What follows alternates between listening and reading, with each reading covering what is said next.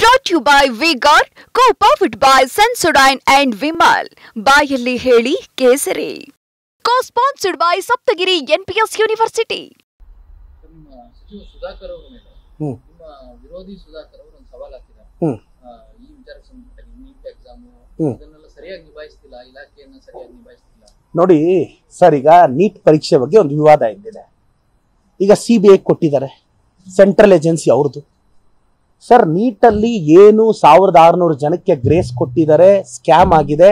CBI ಎಲ್ಲ, ನಾನು ವೈಯಕ್ತಿಕವಾಗಿ ಒಂದು ನೀಟ್ ಕೋಚಿಂಗ್ ಸೆಂಟರ್ ಮಾಲೀಕನಾಗಿ ವಿನಂತಿಸ್ತೇನೆ, supreme court chief justice CBI ಇದರಲ್ಲಿ ಎನ್ಕ್ವೈರಿ ಆಗಲಿ, ಯಾರಿಗೆಲ್ಲ ತಪ್ಪಾಗಿದೆಯೋ ಅದು ಶಿಕ್ಷೆ ಆಗಲಿ.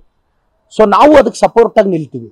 ನಾನು ಹೇಳೋದು, ನೀಟ್ ಎಕ್ಸಾಮ್ ಅನ್ನೋದು ಇದೊಂದು ಸೆಂಟ್ರಲ್ ಏಜೆನ್ಸಿ ನಡೆಸುತ್ತೆ. ಡಾಕ್ಟರ್ K ಸುಧಾಕರ್ ಅವ್ರಿಗೆ ನೀಟ್ ಪರೀಕ್ಷೆಯನ್ನ MC ಸುಧಾಕರ್ ಅವ್ರು ನಡೆಸಲ್ಲ ಅನ್ನೋದು ಗೊತ್ತಿರಬೇಕು. ನೀಟ್ ಎಕ್ಸಾಮು ಸೆಂಟ್ರಲ್ ಅಥಾರಿಟಿ ಏನಿಲ್ಲ, ಒಂದು ಎಕ್ಸಾಮು ಡೈರೆಕ್ಷನ್.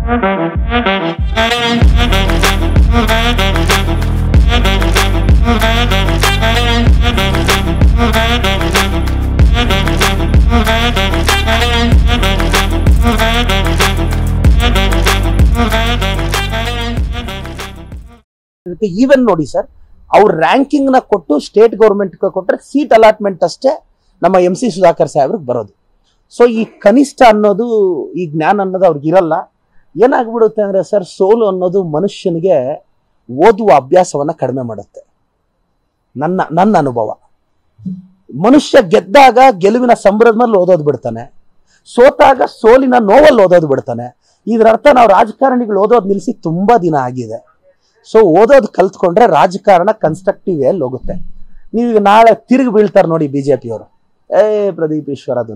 ನಾನು ಹೇಳ್ತಾ ಇರೋದು ಆವತ್ತಿಂದ ನಮ್ಮ ವಿಜೇಂದ್ರ ಅವ್ರಿಗೂ ಹೇಳ್ತಾ ಇದ್ದೀನಿ, ಇಶ್ಯೂಸ್ ಮೇಲೆ ಯಾಕೆ ಫೈಟ್ ಮಾಡಕ್ ಆಗ್ತಿಲ್ಲ, ಎಷ್ಟು issue. Brought to you by Vigor, co-powered by Sensodyne and Vimal. ಬಾಯಲ್ಲಿ ಹೇಳಿ ಕೇಸರಿ. Co-sponsored by Saptagiri NPS University.